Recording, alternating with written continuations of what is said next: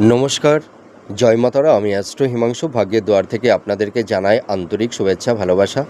আজ আমি যে প্রেডিকশানটি করতে চলেছি, জাতকেরা হলে ডান হাতটিকে দেখুন আর জাতিকারা হলে বাঁ হাতটিকে দেখুন।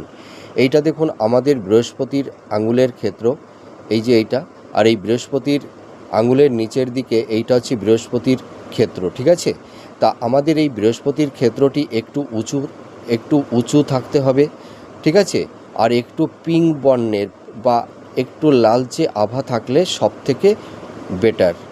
তা এবার আপনাদের এই যে বৃহস্পতির স্থানটি আপনারা বুঝলেন, এবার দেখবেন এই বৃহস্পতির ক্ষেত্রে যদি এই ধরনের আড়াআড়ি রেখা থাকে, অর্থাৎ দুটো বা দুইয়ের অধিক, সেটি তিনটিও হতে পারে, চারটিও হতে পারে, তা মিনিমাম মানে দুটো থাকলে সবথেকে ভালো হয়, মানে দুইয়ের অধিক থাকলে আরও ভালো।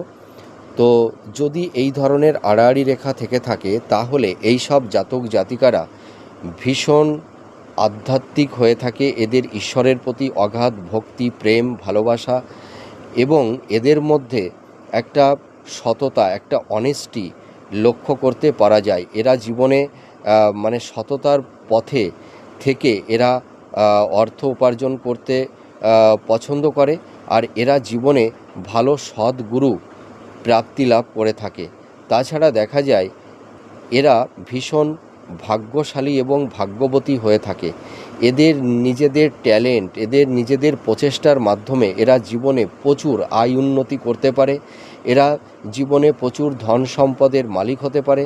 তাছাড়া দেখা যায় এরা মানে এতটাই প্রতিভাবান হয়ে থাকে, এরা এমন কিছু কর্ম, ভালো কিছু কর্ম এরা মানে পৃথিবীর বুকে করে যায়, যার কারণে এদের বংশের মানুষ মানে গৌরবান্বিত, মানে গৌরবময় হয়ে ওঠে, মানে এরা প্রাউড ফিল করে, ঠিক আছে?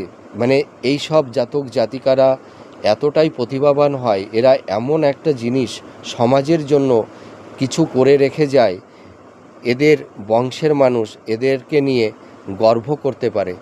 এরা ভীষণ সৎ, ধার্মিক, ন্যায়পরায়ণ হয়ে থাকে। আপনারা মিলিয়ে দেখুন এই প্রেডিকশানটি কতটা ম্যাচ করছে। নমস্কার, জয় মাতারা।